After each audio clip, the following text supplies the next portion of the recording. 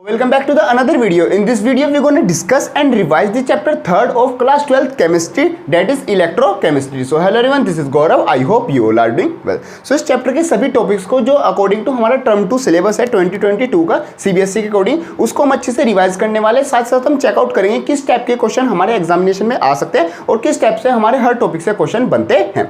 बाकी जो हमारे नोट्स होंगे उनको हम साथ ही रखेंगे, एक स्टोरी की तरह पूरे चैप्टर को अच्छे से रिवाइज करेंगे। बाकी ये जो नोट्स हैं रिवीजन नोट्स है बिल्कुल सिंपलेस्ट वे में और एक बेस्ट वे में, इनकी जो पीडीएफ है वो उनका लिंक आपको डिस्क्रिप्शन में मिल जाएगा। बाकी ये सब आपको इंस्टाग्राम पर भी मिल जाएंगे या वहां से चेकआउट कर लेना। बाकी वीडियो हेल्पफुल लगे तो उसको लाइक जरूर कर देना। देखो चैप्टर 3rd आता है यहाँ पर हमारा इलेक्ट्रोकेमिस्ट्री। सबसे पहले समझ लेते हैं इलेक्ट्रोकेमिस्ट्री क्या होता है। देखो दो चीज से मिलकर बना हुआ है इलेक्ट्रो प्लस केमिस्ट्री। केमिस्ट्री तो आपको पता है जहां पर हम अपना जो केमिकल्स होते हैं, जो केमिकल चेंजेस होते हैं उनसे हम डील करते हैं, वो तो हमारी केमिस्ट्री होगी। लेकिन यहाँ पर जो इलेक्ट्रो वर्ड है, इलेक्ट्रो वर्ड का मतलब है जो हमारी इलेक्ट्रिकल एनर्जी है और जो हमारी केमिकल एनर्जी है, इन दोनों में जो हमारा कन्वर्जन या फिर जो हमारा रिलेशनशिप होता है उस चीज की पढ़ाई या फिर उस चीज की स्टडी को हम बोलते हैं इलेक्ट्रोकेमिस्ट्री। तो सिंपल सा हमारा मतलब आ जाता है। अब देखो सबसे पहले जो हम करेंगे इस चैप्टर में टॉपिक जो बहुत ज़्यादा इंपॉर्टेंट भी आ जाते हैं, वो आ जाते हैं हमारा इलेक्ट्रोकेमिकल सेल्स। देखो इलेक्ट्रोकेमिकल सेल्स करने से पहले आपको 2-3 पॉइंट पता होने चाहिए। जैसे सबसे पहले तो टॉपिक आता है इलेक्ट्रोलाइसिस। इलेक्ट्रोलाइसिस आप 8th क्लास से 9th क्लास से समझते आ रहे हैं हल्का हल्का सा।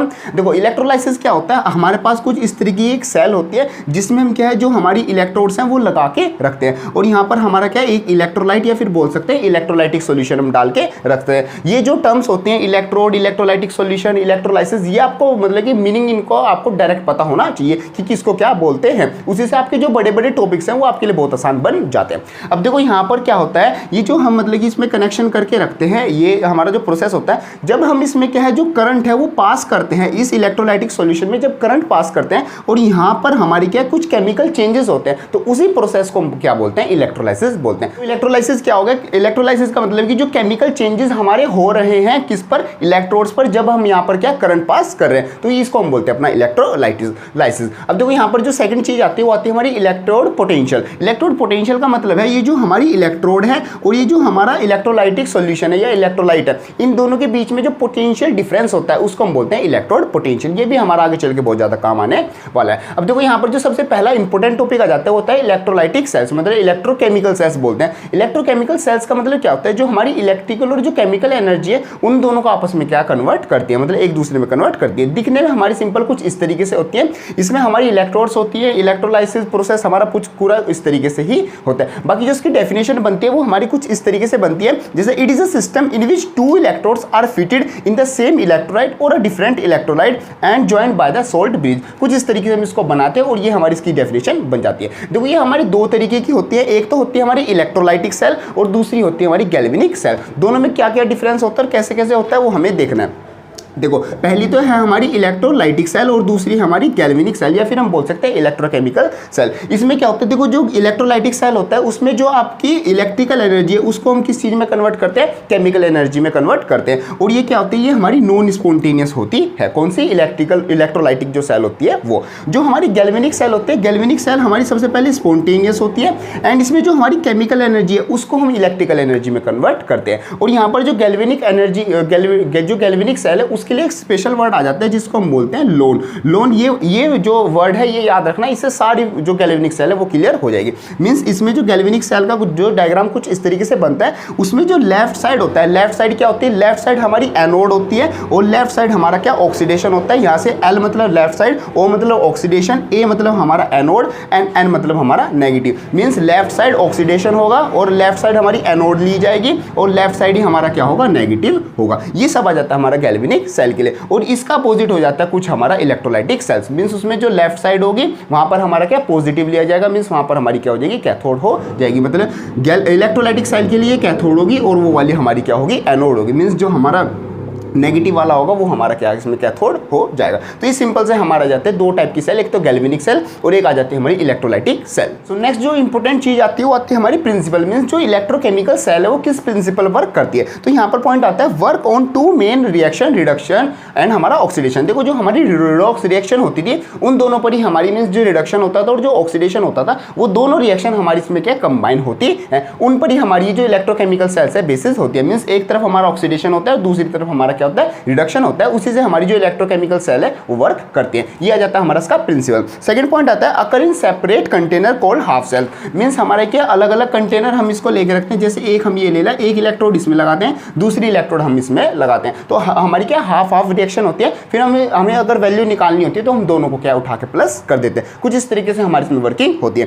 थर्ड पॉइंट आता है जो एनोड होता है वहां पर ऑक्सीडेशन होता है और जो कैथोड होता है वहां पर हमारा क्या रिडक्शन होता है इन द केस ऑफ हमारा गैल्वेनिक सेल। ये हमें पॉइंट क्या कुछ ध्यान रखने हैं। नेक्स्ट आता है इलेक्ट्रॉन फ्लो जो होता है वो एनोड से कैथोड तक होता है। मींस जो गैल्वेनिक सेल में जो इलेक्ट्रॉन का फ्लो होता है वो एनोड से हमारा क्या कैथोड की साइड होता है। तो नेक्स्ट आ जाता है हमारा कंस्ट्रक्शन ऑफ इलेक्ट्रोकेमिकल सेल। देखो कुछ दिखने में हमारी कुछ इस तरीके से होती है, बनाते कैसे, देखो हमारे पास दो अलग अलग कंटेनर है जिसमें हमारा क्या है, हमने मतलब कि इलेक्ट्रोलाइटिक सॉल्यूशन डाला हुआ है, उसमें हमने क्या अपनी इलेक्ट्रोड लगाई हुई है। फर्स्ट वाली एनोड वाली साइड हमने लगाई हुई है अपनी Zn मतलब जिंक की रोड, और जो हमारी लेफ्ट वाली साइड है उस पर साइड लगाई हुई है, मतलब कि जो राइट वाली साइड है उस तरफ लगाई हुई हमने कैथोड जो कि है हमारी कॉपर रोड। उसमें हमारा मतलब कि यहाँ पर बीच में हमने लगाया अपना सोल्ट ब्रिज और साइड ऊपर हमने क्या इनको मतलब कि गैल्वेनोमीटर बीच में कनेक्ट कर रखा है। मींस हमने यहाँ पर अपना जो सर्किट है वो पूरा कंप्लीट कर रखा है। कुछ इस तरीके से रिएक्शन होती है जब हम इसको स्टार्ट करते हैं, मतलब स्विच ऑन करते हैं, तो यहाँ पर हमारी जो Zn रोड है उसमें से जो Zn+2 है मींस वो दो इलेक्ट्रॉन को मतलब लूज करता जाता है, और जो हमारे इलेक्ट्रॉन है वो इलेक्ट्रॉन हमारी जो Cu वाली रोड है उस पर आके मतलब अटैच होते रहते हैं। तो Zn जो हमारी रोड है वो तो हमारी पतली होती जाती है और जो Cu रोड है वो हमारी मतलब क्या थिक होती जाती है। इसी मतलब कि जो इलेक्ट्रॉन का यहाँ से फ्लो होता रहता है और ये इलेक्ट्रॉन की फ्लो की वजह से ये हमारी जो सेल है ये हमारा क्या करंट को मतलब क्या फ्लो करा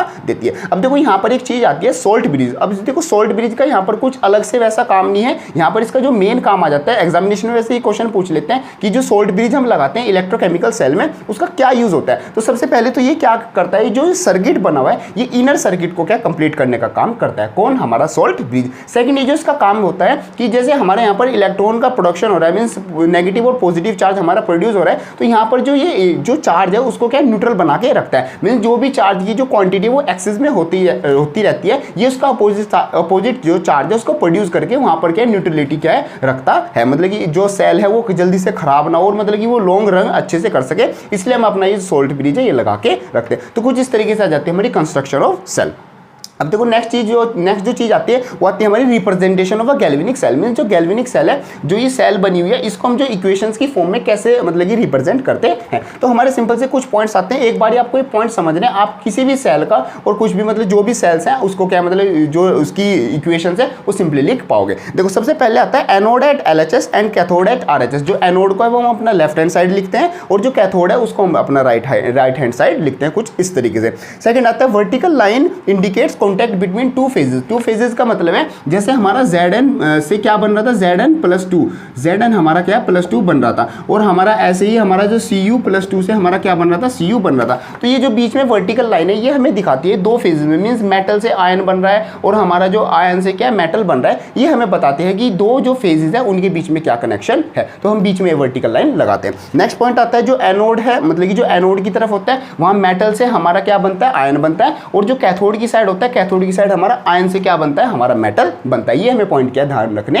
हैं। सेकंड आता है जो सोल्ट ब्रिज, इन दोनों के बीच में जो सोल्ट ब्रिज है उसको हम क्या टू पैरेलल लाइंस, मींस एक पैरेलल लाइन से हम क्या शो करते हैं, कुछ इस तरीके से हम इसको दिखाते हैं। नेक्स्ट पॉइंट आता है फॉर अ गैस, मींस ये जो इक्वेशन हो गई ये हमारी क्या हो गई, रिप्रेजेंटेशन ऑफ हमारी गैल्वेनिक सेल हो गई। अगर यहाँ पर हमें inert gas means inert gases से हम अपना रिएक्ट करा रहे तो वहां पर हम क्या करेंगे, वहां पर हमारी जो गैस है मींस मान लो हाइड्रोजन गैस है तो वहां पर हम क्या ब्रैकेट में क्या G लगाएंगे। तो कुछ इस तरीके से हमें ये कुछ पॉइंट्स ध्यान रखने हैं। बाकी ये जो पॉइंट्स आ जाते हैं ये सब इन पॉइंट्स के हेल्प से हम क्या जो भी हमारी गैल्वेनिक सेल है उसकी क्या रिप्रेजेंटेशन हम कर। नेक्स्ट जो टॉपिक आता है हमारा वो आता है हमारा स्टैंडर्ड इलेक्ट्रोड पोटेंशियल। एग्जामिनेशन के लिए हमारा ये बहुत ज्यादा इंपॉर्टेंट होता है, मींस यहाँ की जो इक्वेशन है उससे न्यूमेरिकल और उनकी जो मतलब की जो फॉर्मूले है वो एग्जामिनेशन के लिए बहुत ज्यादा इंपॉर्टेंट होते हैं। देखो यहाँ पर आता है स्टैंडर्ड इलेक्ट्रोड पोटेंशियल। उसका क्या मतलब होता है, जैसे अगर हमारा जो टेम्परेचर है वो 25 डिग्री सेल्सियस हो जाए और जो प्रेशर है वो हमारा 1 एटमॉस्फेरिक प्रेशर हो और जो हमारी कंसंट्रेशन है मींस कंसंट्रेशन जो उसकी वैल्यू है वो हमारी 1 मोलर हो जाए, तो इन सब अगर ये सारी हमारी वैल्यूज हो जाए तो वहां पर जो हमारा इलेक्ट्रोड पोटेंशियल होता है उसको हम स्पेशल नाम दे देते हैं, जिसको हम बोलते हैं स्टैंडर्ड इलेक्ट्रोड पोटेंशियल, जिसको डिनोट करते हैं हम अपना ई नोट से हम क्या करते हैं डिनोट करते हैं। और इलेक्ट्रोड पोटेंशियल का मतलब आपको पता है जो हमारा इलेक्ट्रोड्स होती थी और जो हमारा इलेक्ट्रोलाइट होता था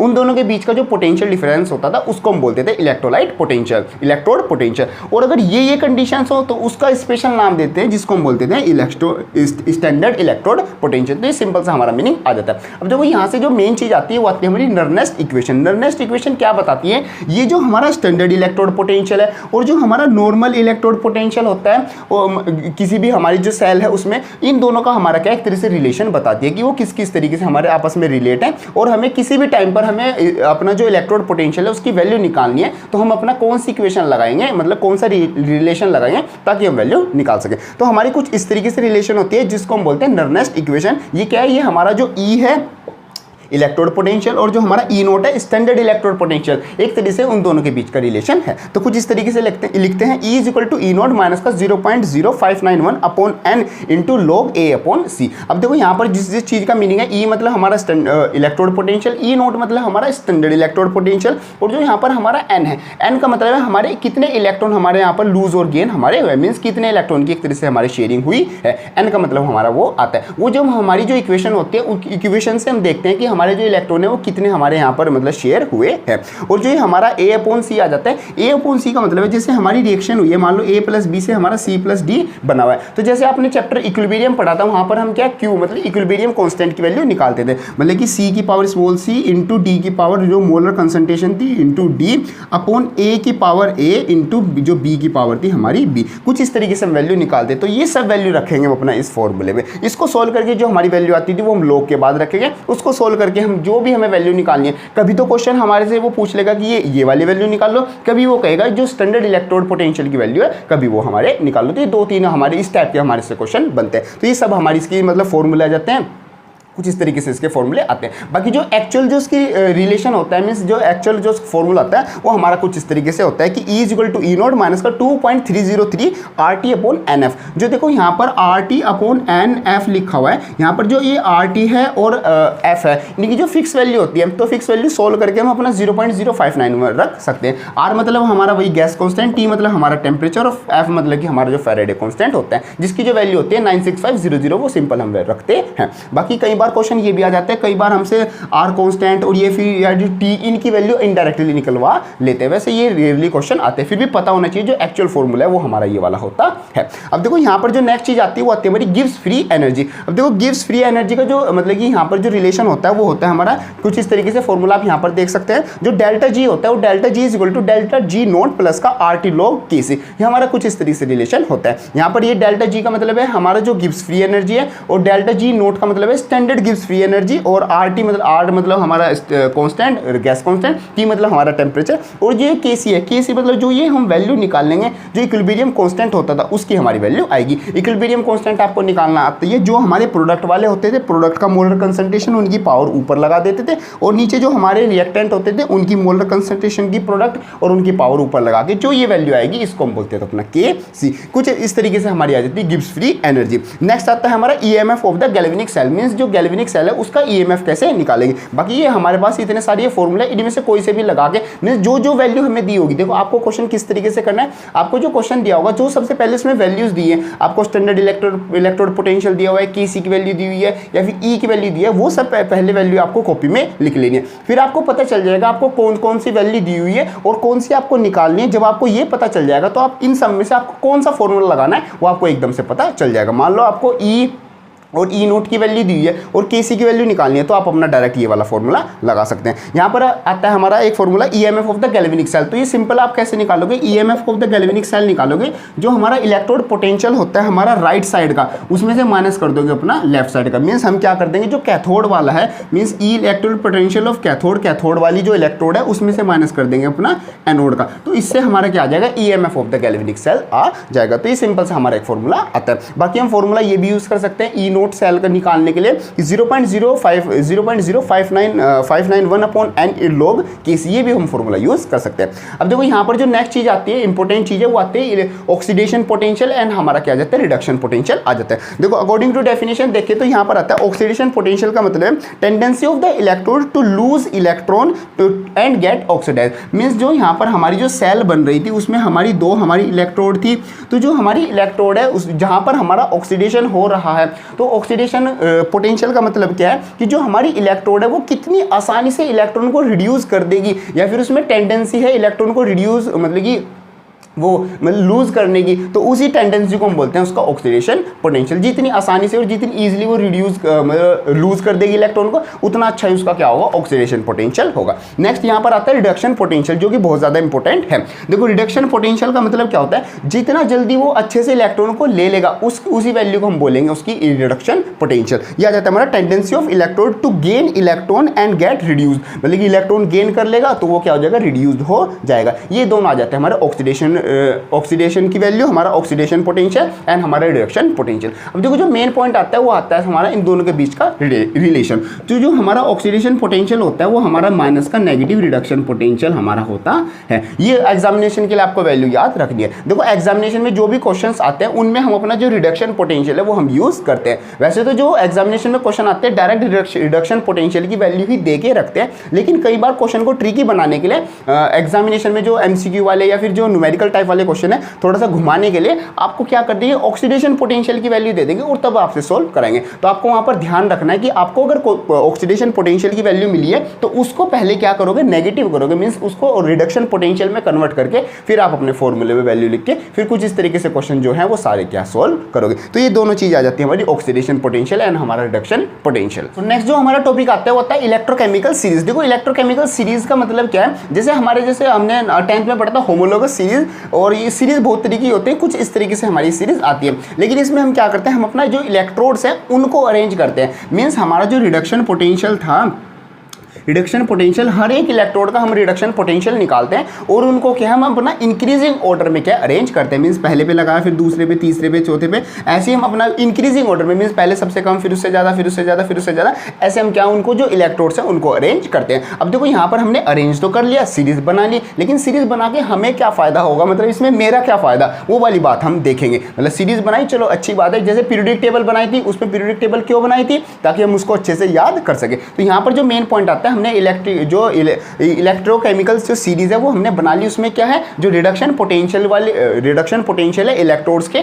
उनको हमने क्या है इंक्रीजिंग ऑर्डर में अरेंज कर रखा है। इस टाइप का क्वेश्चन आ सकता है। अब देखते हैं इसमें हमने ये बनाई क्यों, इससे हमें मतलब इसकी एप्लीकेशंस क्या है। तो सबसे पहले आ जाती है कंपैरिजन ऑफ रिलेटिव रिड्यूसिंग और ऑक्सीडाइजेशन स्ट्रेंथ। मींस मान लो हमारे पास यहाँ पर कोई एक ए इलेक्ट्रोड है और यहाँ पर क्या है, बी इलेक्ट्रोड है, तो हम ए और बी को पता लगा सकते हैं कि उनकी जगह पर, मींस ये ऊपर आता है, ये नीचे आता है, तो पता लगा सकते हैं कौन अच्छा रिड्यूसिंग एजेंट है, कौन अच्छा हमारा क्या ऑक्सीडाइजिंग एजेंट है। तो देखो यहाँ पर पॉइंट आता है कि जो रिड्यूसिंग पावर होती है, इलेक्ट्रॉन रिलीजिंग टेंडेंसी, मींस जो इलेक्ट्रोड है उसकी जो रिड्यूसिंग जो पावर होगी, मतलब वो कितने अच्छे से क्या है इलेक्ट्रॉन को क्या है रिलीज करा देगा, तो उतनी अच्छी उसकी क्या होगी, रिड्यूसिंग पावर होगी, मींस वो क्या करा देगा, ऑक्सीडेशन करा देगा। सेकंड पॉइंट आता है ऑक्सीडेशन पावर। ऑक्सीडेशन पावर को क्या बोलते हैं, जितना वो अच्छे से इलेक्ट्रॉन को ले लेगा उतनी अच्छी उसकी क्या ऑक्सीडेशन पावर होगी, मींस वो अपने आप को क्या कर देगा, रिड्यूस कर देगा। यहाँ पर दो पॉइंट है, एक तो रिडक्शन, एक हमारा आता है और एक ऑक्सीडेशन एंड हमारा रिडक्शन, और यहाँ पर आती है रिड्यूसिंग पावर एंड हमारा ऑक्सीडेशन पावर। तो दोनों पॉइंट में मतलब अच्छे से क्लियर रखना दिमाग में किसको क्या बोलते हैं। तो यहाँ पर हमारा फर्स्ट जो एप्लीकेशन आ जाती है वो आती है, हम कंपैरिजन सिंपली कर सकते हैं। सेकंड पॉइंट आता है, हम अपना जो ईएमएफ ऑफ द सेल है वो सिंपली निकाल सकते हैं। मीन्स हम यहाँ पर जो ई नोट है वो मतलब कि ई हमारा जो अपना राइट वाला होता है, माइनस में से ई हमने अपना लेफ्ट माइनस करके, मीन्स इन दोनों में से वैल्यू होगी, मतलब ये हमारा मान लो राइट पे, ये लेफ्ट पे, तो सिंपल इसमें से राइट में से लेफ्ट माइनस कर देंगे। यहाँ पर हमारी फिक्स वैल्यू उनकी रिडक्शन पोटेंशियल की वैल्यू होती है, उनको दोनों को उठा के माइनस करके हम क्या निकाल सकते हैं, अपना जो इलेक्ट्रोड पोटेंशियल है उसकी वैल्यू निकाल सकते हैं। थर्ड पॉइंट आता है predicting feasibility of the redox reaction. Means जो रिडॉक्स रिएक्शन है वो हमारी उसमें ऑक्सीडेशन रिडक्शन किस तरह कैसे हो रही है उसको भी हम क्या है मतलब कि प्रिडिक्ट कर सकते हैं। जो कि जो फॉर्मूला आता है वो आता है delta G is equal to minus का NFE, मतलब जो फॉर्मूला होता है delta G is equal to minus का NFE, ये हम फॉर्मूला लगा के हम वैल्यू निकाल सकते हैं। अगर जो उसमें डेल्टा जी की वैल्यू अगर हमारी नेगेटिव आ जाती है, मतलब इसको सोल्व करके जो हमारी वैल्यू है वो नेगेटिव आ जाती है, तो हमारी जो रिएक्शन है वो फिजिबल है। और अगर हमारी डेल्टा जी की वैल्यू सोल्व करके पॉजिटिव आ जाती है, जो रिएक्शन है वो हमारी क्या है नॉट फिजिबल हमारी हो जाती है। और यहाँ पर हमारा n मतलब वही हमारे कितने इलेक्ट्रॉन मतलब कि लूज और गेन हो रहे हैं वो, f मतलब हमारा फैराडे कांस्टेंट, और E मतलब हमारा जो वहाँ पर इलेक्ट्रोड पोटेंशियल है उसकी वैल्यू क्या है, ये हम वैल्यू रखते हैं। नेक्स्ट पॉइंट आता है, लास्ट पॉइंट इसका कि एप्लीकेशन जो इंपॉर्टेंट है वो आती है weather a metal can evolve hydrogen और नॉट, मतलब कि हम इस रिडक्शन पोटेंशियल की हेल्प से, इसकी वैल्यू की हेल्प से पता लगा सकते हैं कि कौन सा मेटल हमें हाइड्रोजन देगा, और इलेक्ट्रोलाइसिस जो आगे चल के आएगा उसमें हमारा कौन सा हाइड्रोजन देगा और कौन सा हमारा हाइड्रोजन नहीं देगा। तो यहाँ पर आता है अगर हमारा जो ई नोट की वैल्यू है अगर वो हमारी पॉजिटिव आ जाए, सोल्व करके मीन्स इसको वो सोल्व करके जो ई नोट की वैल्यू अगर पॉजिटिव आ जाए तो वहाँ पर हमारी कोई भी हाइड्रोजन नहीं निकलेगी। और अगर ई नोट की वैल्यू हमारी नेगेटिव आ जाए तो जो मेटल है वो क्या है, हाइड्रोजन को क्या प्रोड्यूस करेगा। तो कुछ ये पॉइंट्स है, मतलब ये सब हमारी क्या आ जाती है, इस इलेक्ट्रोकेमिकल सीरीज की हमारी क्या आ जाती है, कुछ एप्लीकेशंस आ जाती है। बाकी जो हमारी अरेंजमेंट होती है हमारी increasing order of reduction potential में अरेंज होती है। ये सब आ जाता है हमारा इलेक्ट्रोकेमिकल सेल्स। अब इसका आ जाते हैं हमारे topic conductance of electrolytic solution. देखो ये हमारे कुछ छोटे छोटे से टॉपिक आते हैं जो आगे चल के जो मेन टॉपिक आते हैं मोलर कंडक्टिविटी और ये जो सब टॉपिक्स आए हैं उनमें हमारी ये टॉपिक्स बहुत ज़्यादा हेल्प करने वाले हैं। तो हर एक चीज़ को ध्यान से समझते रहना। बाकी जो नोट्स हैं वो रिवीजन करने के लिए वो आपको मतलब कि मिल जाएंगे, वो आप आराम से रिवीजन करते रहना, अभी चीज़ों को समझ लो। देखो यहाँ पर आता है कंडक्टेंस। कंडक्टेंस में से पहले आप समझो कि जो ओम्स लॉ होता था वो हमारा क्या होता था। तो ओम्स लॉ में हमारा आता था V = RI। V मतलब हमारी वोल्टेज, R मतलब रेजिस्टेंस और I मतलब हमारा करंट। तो हमारा यहाँ पर क्या हो जाता है, रेजिस्टेंस जो मेन है वो चीज़ आएगी। देखो ये हो जाता है हमारा ओम्स लॉ। ओम्स लॉ में अगर जो हमारी वायर है, वायर में अगर उसकी जो लेंथ है वो 1 मीटर हो और जो एरिया है वो 1 मीटर स्क्वायर हो जाए तो वहाँ पर जो हमारा रेजिस्टेंस था उसको हम स्पेशल नाम दे देते थे जिसको हम बोलते थे रेजिस्टिविटी। तो यहाँ पर जो रेजिस्टेंस है और जो रेजिस्टिविटी है उनका ही हम काफ़ी यूज़ करने वाले हैं। अब देखो यहाँ पर पॉइंट आता है, सबसे पहले पॉइंट आता है कंडक्टेंस। कंडक्टेंस का मतलब है ये हमें बताता है सबसे पहले तो उसका मतलब क्या होता है, जो रेजिस्टेंस है उसका अगर हम रेसिप्रोकल कर दे तो मेरे पास क्या निकल के आ जाएगा, मेरे पास क्या है कंडक्टेंस निकल के आ जाएगा, जिसको मैं डिनोट करता हूँ जी से। ये तो हो गया इसका मीनिंग, मतलब कि एक्चुअल मैथमेटिकल मीनिंग हो गया कि रेजिस्टेंस का उल्टा कर दो क्या निकल के आ जाएगा, कंडक्टेंस निकल के आ जाएगा। लेकिन इसका मतलब कि अगर हम फिजिकल मीनिंग समझे तो वो आता है हमारा it is a measure of ease with which current can flows. Means हमारा जो करंट है वो इलेक्ट्रोलाइटिक सोल्यूशन में कितनी आसानी से फ्लो कर सकता है वो हमारी क्या है, जी मतलब कंडक्टेंस की वैल्यू बताएगी। नेक्स्ट आता है हमारा रेजिस्टिविटी। रेजिस्टिविटी आपको पता ही है, जब लेंथ 1 मीटर हो वायर की और जो एरिया ऑफ क्रॉस सेक्शन है वो 1 मीटर स्क्वायर है तो वहां पर रेजिस्टेंस की वैल्यू को रेजिस्टिविटी लेके चलते हैं। तो रेजिस्टिविटी का जो रेसिप्रोकल होगा, रेजिस्टिविटी मतलब 1 रेजिस्टिविटी, उसको हम बोलेंगे कंडक्टिविटी और कंडक्टिविटी को डिनोट करेंगे हम अपना के से। और ये तो होता है हमारा इसका मैथमेटिकल मीनिंग। जो फिजिकल मीनिंग होता है जो समझने के लिए याद रखना है वो होता है it is a conductance of solution of 1 centimetre length and having a 1 centimetre square area of cross section. Means जो हमारा इलेक्ट्रोड हम ले रहे हैं, जो हमारी इलेक्ट्रोड है अगर उसकी लेंथ हमारी 1 सेंटीमीटर हो और जो उसका एरिया ऑफ क्रॉस सेक्शन है वो 1 सेंटीमीटर स्क्वायर हो तो वहां पर जो हमारा कंडक्टेंस हो जाता है उसका स्पेशल नाम आ जाता है कंडक्टिविटी, जिसको हम डिनोट करते हैं अपना 1/ρ से, मतलब सिंपली के से हम अपना उसको डिनोट करते हैं। और यूनिट्स हमारी सेम वही होती है, जैसे आर रेजिस्टेंस की यूनिट क्या होती है ओम, तो जी की यूनिट हो जाएगी ओम इनवर्स, या फिर हम क्या उसको म्यू भी बोल देते हैं। ये हमारी इसकी दोनों यूनिट्स आ जाती हैं। बाकी जो हमारी कंडक्टिविटी की यूनिट्स होती है वो हमारी क्या होती है, जैसे रेजिस्टिविटी की यूनिट क्या होती थी ओम मीटर, तो ओम मीटर का हम क्या कर देंगे, रेसिप्रोकल है तो इनवर्स कर देंगे तो ओम इनवर्स मीटर इनवर्स, ये हमारी क्या कंडक्टिविटी की यूनिट हो जाएगी। ये सिंपल आ जाता है हमारा कंडक्टेंस हमारा कंडक्टिविटी से। अब इन दोनों टॉपिक से रिलेटेड मतलब हमारे काफी मतलब कि आगे जो टॉपिक्स हैं वो आएंगे। जैसे हमारा टॉपिक्स आता है metallic and electrolytic conduction. Means जो हमारा मेटल्स होते हैं वो किस तरीके से हमारे मतलब इलेक्ट्रॉन्स को फ्लो कराते हैं और जो हमारे इलेक्ट्रोलाइटिक सॉल्यूशन है वो किस तरीके से फ्लो कराते हैं। देखो जो मेटल होता है, मेटल में जो हमारा इलेक्ट्रॉन जो करंट का फ्लो होता है वो हमारा इलेक्ट्रॉन की वजह से होता है, और जो इलेक्ट्रोलाइटिक सॉल्यूशन होता है वहां पर हमारा कौन फ्लो कराता है, वहां पर हमारे आयंस फ्लो कराते हैं। और यहाँ पर देखो क्या पॉइंट होता है, यहाँ पर जो हमारा मेटल होता है, मेटल में जो ये कंडक्टिविटी है ये हमारे टेम्परेचर के इनवर्सली प्रोपोर्शनल होती है, और जो हमारा ये इलेक्ट्रोलाइटिक सॉल्यूशन होता है यहाँ पर जो हमारी कंडक्टिविटी है ये हमारा टेम्परेचर की क्या डायरेक्टली प्रोपोर्शनल होती है। तो ये कुछ हमारे मेन डिफरेंसेस में आ जाते हैं। नेक्स्ट जो इसमें चीज आती है वो आती है हमारी टाइप्स ऑफ कंडक्टेंस। देखो कंडक्टेंस हमारे मेनली 2 टाइप्स के हैं, एक तो इक्विवेलेंट कंडक्टेंस और एक आता है हमारा मोलर कंडक्टेंस। देखो सबसे पहले बात करते हैं इक्विवेलेंट कंडक्टेंस की। अगर हम क्या लें, the conductance of the all the ions produced by 1 gram equivalent weight of electrolyte in solution. Means जो इलेक्ट्रोलाइट जो हमने लिया हुआ है अगर उसका 1 ग्राम इक्विवेलेंट वेट ले तो उससे हमारे कितने आयंस प्रोड्यूस हो रहे हैं, वहां पर हमारा उनकी कितनी कंडक्टेंस की वैल्यू है, तो उनका एक स्पेशल नाम दे देते हैं जो कि होता है इक्विवेलेंट कंडक्टेंस, जिसकी जो वैल्यू निकालते हैं सिंपली हम lambda E is equal to K into 1000/n, ये हम वैल्यू सोल्व करके निकालते हैं किसकी, इक्विवेलेंट कंडक्टेंस की। बाकी हमारा आता है मोलर कंडक्टेंस। देखो इनकी जो डेफिनेशन है वो इतनी ज़्यादा इंपॉर्टेंट नहीं है, लेकिन जो मोलर कंडक्टेंस है ये किस तरीके से यूज होता है, इसकी वेरिएशन क्या होती है डाइल्यूशन पे, कंसंट्रेशन पे, वो हमारे लिए बहुत ज़्यादा इंपॉर्टेंट होती है। नेक्स्ट टॉपिक हम वही करने वाले हैं। मोलर कंडक्टेंस पहले समझ लेते हैं होता क्या है। जैसे अगर हमारा जो इलेक्ट्रोलाइट है वो 1 मोल हम अगर लेके चलें तो 1 मोल कितने आयंस को प्रोड्यूस कर रहा है, उसका वहाँ पर कितना कंडक्टेंस है, उसी को हम बोलते हैं अपना मोलर कंडक्टेंस। डिनोट करते हैं हम अपना सिंपली लैम्डा एम से हम डिनोट करते हैं। वैल्यू कैसे निकालते हैं, वैल्यू निकालते हैं के इंटू 1000 K × 1000 अपॉन हम अपना m कर देते हैं। ये आ जाती है हमारी किसकी, मोलर कंडक्टेंस की वैल्यू, जिसकी जो यूनिट होती है वो होती है साइमन मीटर स्क्वायर पर मोल। ये हमारी क्या होती है, इसकी वैल्यू होती है। ये आ जाते हैं हमारे इक्विवेलेंट कंडक्टेंस एंड हमारा मोलर कंडक्टेंस। देखो यहाँ पर कुछ नोट पॉइंट आते हैं, जो कि आता है on dilution K and G decreases because number of ions per unit volume decreases. Means अगर हम डाइल्यूशन करते हैं तो K और G का मतलब है जो कंडक्टिविटी है और जो हमारी क्या है कंडक्टेंस है, उनकी वैल्यू क्या हो जाती है, डिक्रीज हो जाती है। क्यों, क्योंकि जो नंबर ऑफ आयंस है पर यूनिट वॉल्यूम वो क्या हो जाते हैं, डिक्रीज हो जाते हैं। और वो डिक्रीज हो गए तो एक तरीके से मतलब हमारा जो रेजिस्टेंस है वो भी कम कम लगेगा। सेकंड पॉइंट आता है molar conductance and equivalent conductance of weak electrolyte increases on dilution because of dissociation. Related हमारा जो नेक्स्ट टॉपिक आता है वो आता है एग्जामिनेशन के लिए, ये वाला जो टॉपिक है बहुत ज्यादा इंपॉर्टेंट होता है, जो कि आता है variation of conductivity and molar conductivity with concentration. Means जो हमारा इलेक्ट्रोलाइट है उसकी जो कंसंट्रेशन है, अगर उसको हम मतलब कि कम ज्यादा करते हैं, उसमें डाइल्यूशन करते हैं, तो वहां पर जो कंडक्टिविटी और जो मोलर कंडक्टिविटी है उस पर हमारा क्या क्या इफेक्ट पड़ेगा। तो जो नोट्स में चीजें लिखी हुई है ये बिल्कुल इतने सिंपल वर्ड्स में लिखी हुई है, अगर मैं इसको एक बार रीड भी करूंगा तो आपकी बिल्कुल अच्छे से क्लियर हो जाएगा। बाकी हम चीजों को समझेंगे तो है। देखो सबसे पहले पॉइंट यहां पर आता है इफेक्ट ऑन कंडक्टिविटी। मींस अगर हम डाइल्यूशन करते हैं तो वहां पर सबसे पहले इफेक्ट देखते हैं कंडक्टिविटी पर क्या होगा।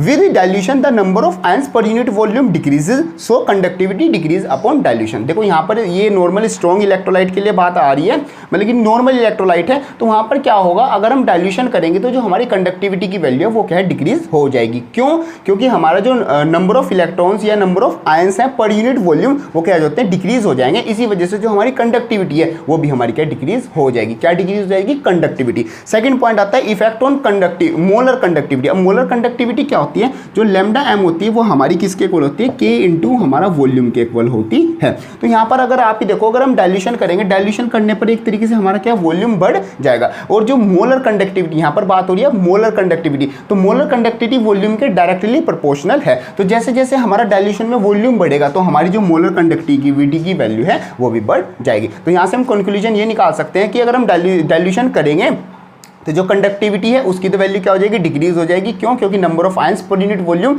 कम हो रहे हैं। और जो मोलर कंडक्टिविटी की वैल्यू है उसकी वैल्यू बढ़ जाएगी। क्यों, क्योंकि वो वॉल्यूम के क्या डायरेक्टली प्रोपोर्शनल होता है। तो ये हमारे क्या आ जाते हैं, दो इफेक्ट आ जाते हैं। अब नेक्स्ट पॉइंट आता है it also depend on concentration. देखो कंसंट्रेशन पे जो हमारी कंडक्टिविटी और मोलर कंडक्टिविटी वो किस किस तरीके से डिपेंड करती है वो हम चेकआउट करते हैं। सबसे पहले बात करते हैं for strong electrolyte. Strong electrolyte में क्या होता है, the ions are almost completely ionised but the interionic forces are expected to decrease, so ionic mobility increases and increase in value of lambda m।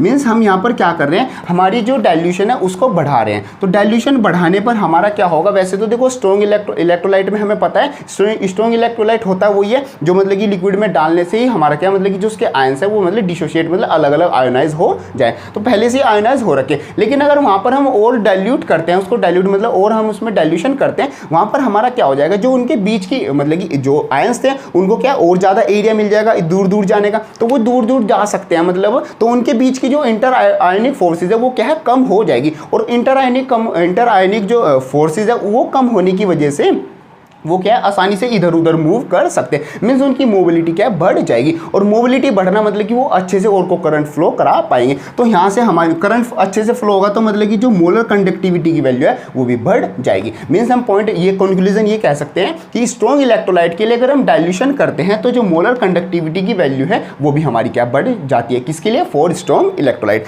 अब बात करते हैं, अब यहाँ पर देखो एक चीज आती है limiting value of lambda M. Means ये जो लैम्डा एम है इसकी लिमिटिंग वैल्यू, देखो यहाँ पर पॉइंट आया, अगर हम डाइल्यूशन कर रहे हैं तो लैम्डा एम की वैल्यू बढ़ रही है। तो इसका मतलब तो हम मतलब कि जो भी हम अपना एक्सपेरिमेंट कर रहे हैं उसमें थोड़ा सा अपना केमिकल डाले और डाइल्यूशन ही करते रहे, हमारी तो ये वैल्यू बढ़ती ही जा रही है। लेकिन ऐसा हम हमेशा के लिए नहीं होगा। मीन्स ये भी एक लिमिट तक होता है। देखो यहाँ पर पॉइंट आता है when the inter ionic forces become negligible then increase in dilution does not show any change in the electrolyte. Means यहाँ पर क्या होता है, देखो हम मान लो हमारा जो सॉल्यूशन था उसमें हम डाइल्यूशन कर रहे हैं, डाइल्यूशन करने पर जो इंटर आयनिक फोर्सेस थी वो क्या हो रही थी, कम हो रही थी। लेकिन एक टाइम ऐसा आएगा कि जो हम अगर और डाइल्यूशन करते हैं तो वहां पर इंटर आयनिक फोर्सेस पे हमारा कोई फर्क नहीं पड़ेगा। मींस वो अपनी लिमिटिंग वैल्यू तक पहुंच चुके होंगे। उसके बाद हम कितना भी डाइल्यूशन करें हमारी जो लैम्डा एम की वैल्यू है वो बढ़ेगी नहीं। और उसी पॉइंट पर जो हमारी मतलब कि मैक्सिमम जो लैम्डा एम की जो वैल्यू आ जाती है उसी को हम बोलते हैं अपना limiting value of lambda M या फिर लिमिटिंग वैल्यू ऑफ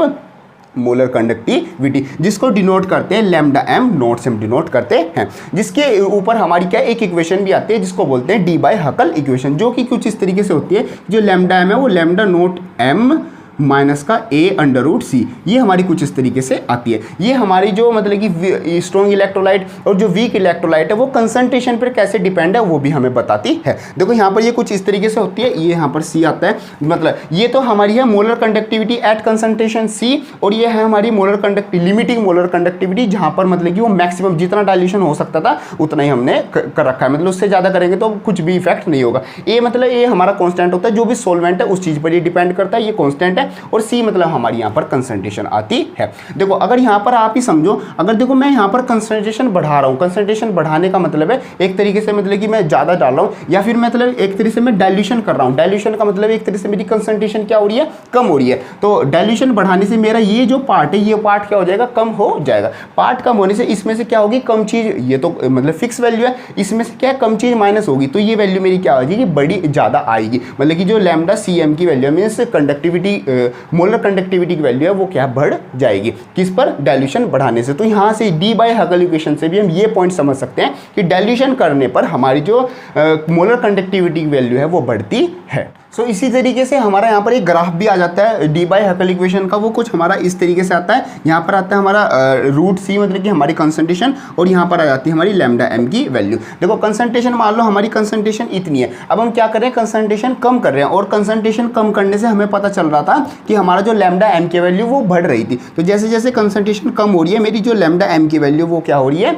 कम होती जा रही है, सॉरी बढ़ती जा रही है लैम्डा एम की वैल्यू कंसंट्रेशन कम करने से। अब यहाँ पर पॉइंट ये याद रखना, कंसंट्रेशन कम होने का मतलब है डायल्यूशन बढ़ रहा है। डायल्यूशन होना मतलब कंसंट्रेशन क्या हो जाएगी, कम हो जाएगी। तो किसी पॉइंट पर अगर मैं बोल देता हूं डायल्यूशन हो रहा है, तो समझ जाना कि कंसंट्रेशन क्या हो रही है, कम हो रही है। तो जैसे जैसे कंसंट्रेशन कम हो रही है, मेरी जो लैम्डा एम की वैल्यू है वो क्या होती है, बढ़ती जा रही है। अब देखो ये एक पॉइंट पर जाके मतलब फिक्स हो जाएगी, मतलब उससे आगे नहीं बढ़ेगी। क्यों, क्योंकि भाई देखो इसमें से मैं फिक्स ही तो कुछ नंबर माइनस कर सकता हूँ। मान लो ये मेरी वैल्यू 10 थी, इसमें से मैं मतलब कि 9 तक ही तो नंबर माइनस कर सकता हूँ। अगर मेरा 10 ये आ गया पूरा, तो ये तो 0 हो जाएगी पूरी, मतलब वहाँ पर तो वैल्यू नहीं रहेगी। और अगर ये 11 हो जाएगा, मतलब मैं डायल्यूशन इतना ज़्यादा कर दूंगा कि वैल्यू 11 आ जाए, तो वहाँ पर तो मेरी वैल्यू नेगेटिव में आने लग जाएगी, और नेगेटिव इसकी वैल्यू नहीं होती। तो मतलब ये क्या है, एक लिमिट तक ही हमारी जाती है, मीन्स हम डायल्यूशन मतलब लिमिट तक ही कर सकते हैं, वहाँ तक ही हमारा क्या है जो उसकी वैल्यू है वो बढ़ेगी। अब यहाँ पर क्या होता है, इसको हम क्या एक्स्ट्रा प्लॉट कर देते हैं, मीन्स आगे तक ले जाते हैं, और जहाँ से ये वैल्यू होती है इसी की वैल्यू को हम बोलते हैं अपना हमारा जो लिमिटिंग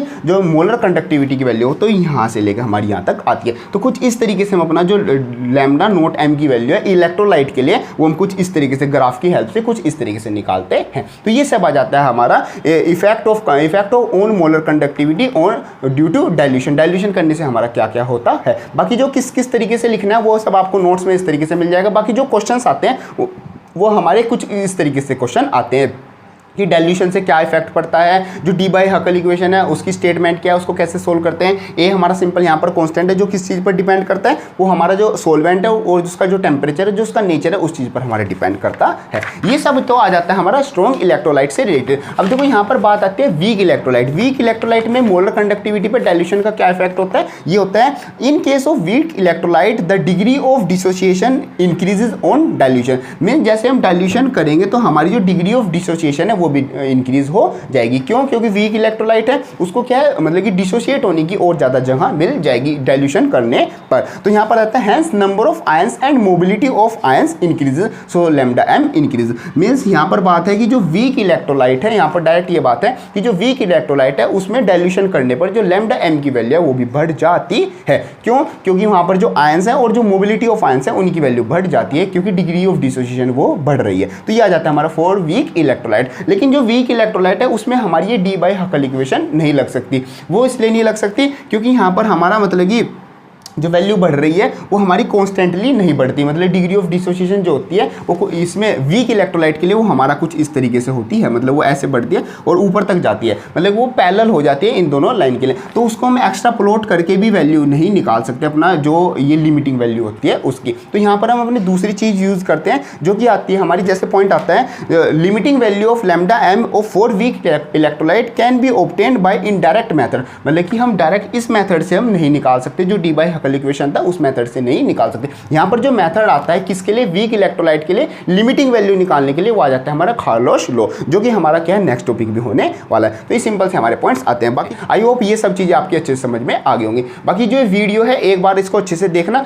फिर कुछ टाइम बाद निकालने बाद एक बार रिपीट में वीडियो को देखना, आपकी हर एक पॉइंट्स का बिल्कुल अच्छे से क्लियर हो जाएगा। बाकी जो आपके क्वेश्चंस हैं, ये जो क्वेश्चंस आ रहे हैं मतलब स्क्रीन पे जो क्वेश्चन आ रहे हैं, और बाकी लास्ट में वीडियो के लास्ट में जो आपको एक्स्ट्रा क्वेश्चंस मिलेंगे उनकी प्रैक्टिस जरूर कर लेना, और हर चीज की प्रैक्टिस लिख के जरूर कर लेना। एग्जामिनेशन में आपका कोई भी क्वेश्चन क्या कहीं से भी रुकेगा नहीं, आप बिल्कुल एग्जामिनेशन हर एक क्वेश्चन लाइन टू लाइन अच्छे से लिख पाओगे।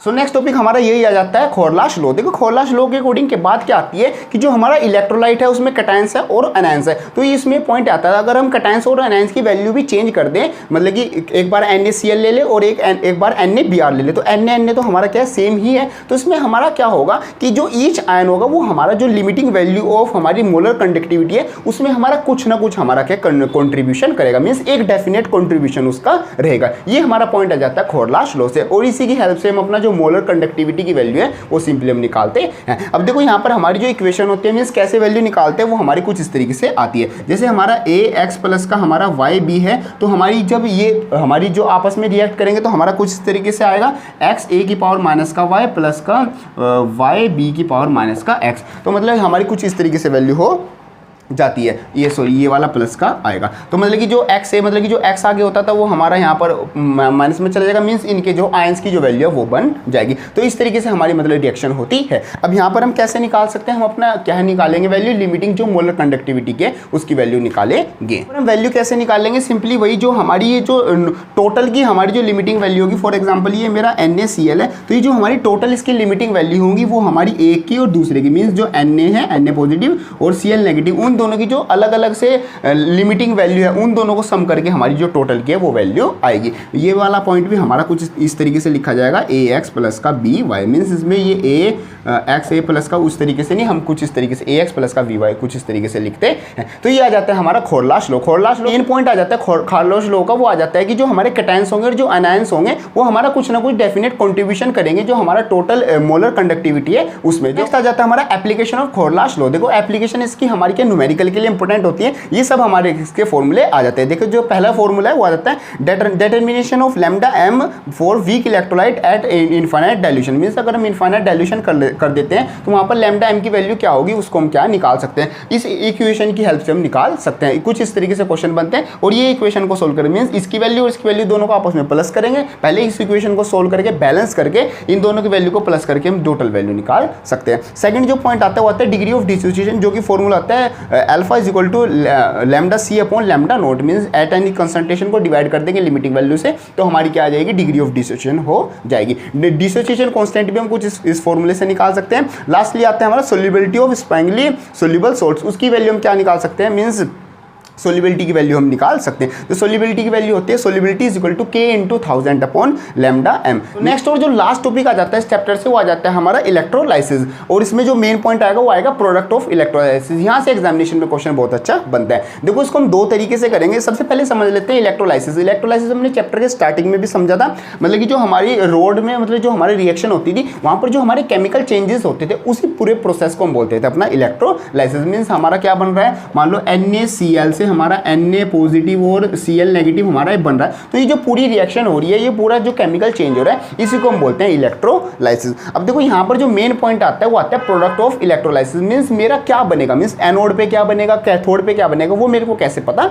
चलेगा। इसको हम दो तरीके से कर सकते हैं। एक तो मेरा देखो यहाँ पर आता है कंसेप्चुअल वे। कंसेप्चुअल वे का मतलब है इसमें कुछ पॉइंट्स लिखे हुए हैं कि अगर मैं ये लूंगा तो मेरा कुछ इस तरीके से ये बनना चाहिए, अगर मैं वीक लूंगा तो मेरा ये बनेगा। कुछ इस तरीके से पॉइंट लिख के इनको भी हम अच्छे से समझते हैं। बाकी एक आ जाता है हमारा ट्रिकी वाले या फिर हम बोल सकते हैं शॉर्टकट वाले, जो कि हमारे जो जेईई के क्वेश्चन है या फिर एंट्रेंस जो एग्जाम होंगे उनमें हमारे डायरेक्टली काम करते हैं। मीन्स अगर मैं Na लूंगा तो मेरा क्या बनेगा, अगर मैं वीक इलेक्ट्रोलाइट लूंगा तो मेरा डायरेक्टली क्या बनेगा वो हम डायरेक्टली निकाल सकते हैं। हम दोनों को चेक करके चलते हैं किस तरीके से करना। जो भी मतलब मेथड आपको अच्छा लगेगा वो आप मतलब अडोप्ट कर लेना, उसी तरीके से क्वेश्चन कर लेना। देखो यहाँ पर आता है प्रोडक्ट ऑफ इलेक्ट्रोलाइसिस। सबसे पहले पॉइंट आता है, इसको देख लेते हैं, ये कंसेप्चुअल वाला वे है, डिट ऑफ इलेक्ट्रोलाइसिस। देखो यहाँ पर पहला पॉइंट आता है इन मोल्टन स्टेट, अगर जो हमारा सोल्ट है, जो हमारा इलेक्ट्रोलाइट है वो मोल्टन स्टेट में हो तो हमारा क्या होगा, product of electrolysis are actually the substance obtain from the ion of electrolyte. Means हमारे जो प्रोडक्ट ऑफ इलेक्ट्रोलाइट होगा, मोल्टन स्टेट की बात हो रही है, वो वही होगा जो हम अपना लेके चल रहे हैं। मींस अगर हम NaCl लेके चल रहे हैं तो हमारा Na और हमारी Cl2 हमारी क्या क्या गैस बनेगी।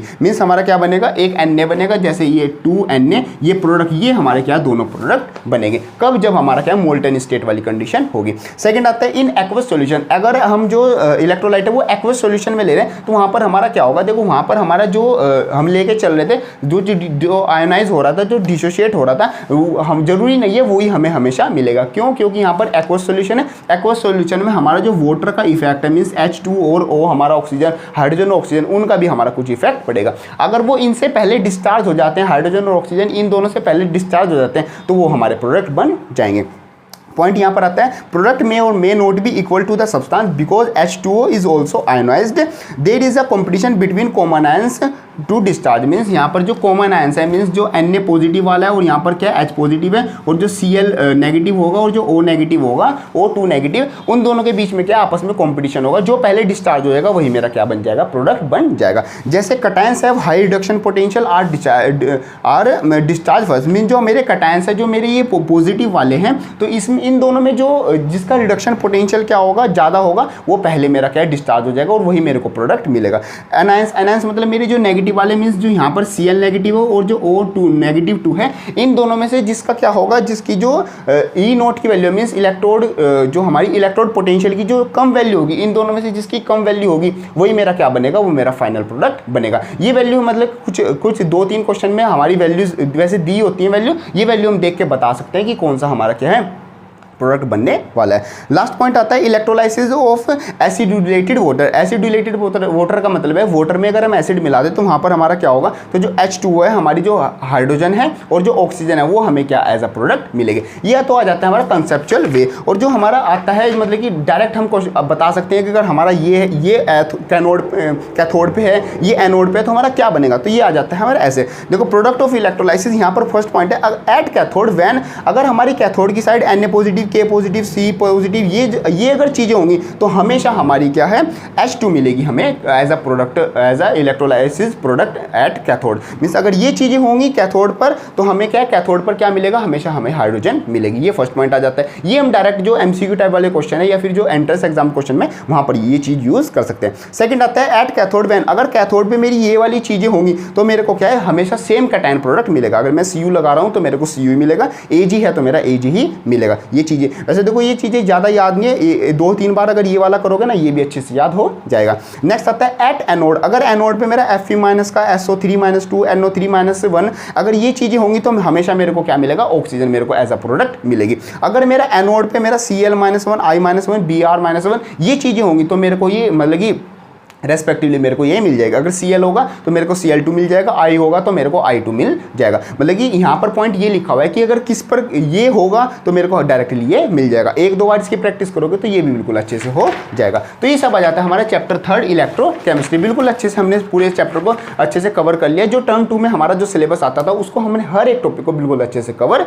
कर लिया। आई होप आपकी हर एक पॉइंट बिल्कुल अच्छे से समझ में आ गया होगा। बाकी स्क्रीन पर जो भी क्वेश्चन आए थे उनकी आपको आप अच्छे से प्रैक्टिस कर लेना। बाकी आपका जो सैम्पल पेपर है, जो आपके प्रैक्टिस पेपर है, उनकी ज़्यादा से ज़्यादा प्रैक्टिस करना और जो भी क्वेश्चंस है उनको अच्छे से करते रहना और अपने आप को क्या कॉन्फिडेंट रख के रखना। एग्जामिनेशन में जो भी क्वेश्चन करेंगे वो बिल्कुल उसको साफ तरीके से, बिल्कुल अच्छे तरीके से करना। हर एक तैयारी को बिल्कुल अच्छे तरीके से करना। मेन पॉइंट यही है कि आप अपना क्या अपने आप में कॉन्फिडेंट रहना। सेल्फ कॉन्फिडेंट रहेगा तो आप कोई भी गलती नहीं करोगे। बिल्कुल अच्छे से प्रैक्टिस करके जाओ, अच्छे से एग्जामिनेशन दो। और बाकी अभी भी इस चैप्टर से रिलेटेड या फिर केमिस्ट्री में जो एग्जामिनेशन में चीज़ें आने वाली है उनसे रिलेटेड आपका कोई भी डाउट है या फिर किस टाइप की वीडियो आप चाहते हैं, मतलब इस चैप्टर पे रिवीजन वीडियो लानी चाहिए या फिर ये वाले क्वेश्चन है, ये वाले क्वेश्चन हमसे सोल्व नहीं हो रहे, किसी भी टाइप का आपकी जो भी प्रॉब्लम है आप उसको कमेंट डाउन कर सकते हैं या फिर मेरे को इंस्टाग्राम पे मैसेज कर देना। वहाँ पर हम उनको प्रॉब्लम सोल्व आउट कर लेंगे या फिर हम उसकी क्या है वीडियो, जो नेक्स्ट वीडियो है उसकी ही बना देंगे। बाकी आई होप आपकी वीडियो बिल्कुल अच्छे से समझ में आ गई होगी। वीडियो समझ में आई है, वीडियो हेल्पफुल लगी है तो उसको जरूर लाइक जरूर कर देना एंड जाते वक्त एक अच्छा सा कमेंट भी कर देना एंड चैनल को सब्सक्राइब भी कर लेना ताकि जो नेक्स्ट वीडियो आएगी आपके पास वो पहुँच जाए। Thank you.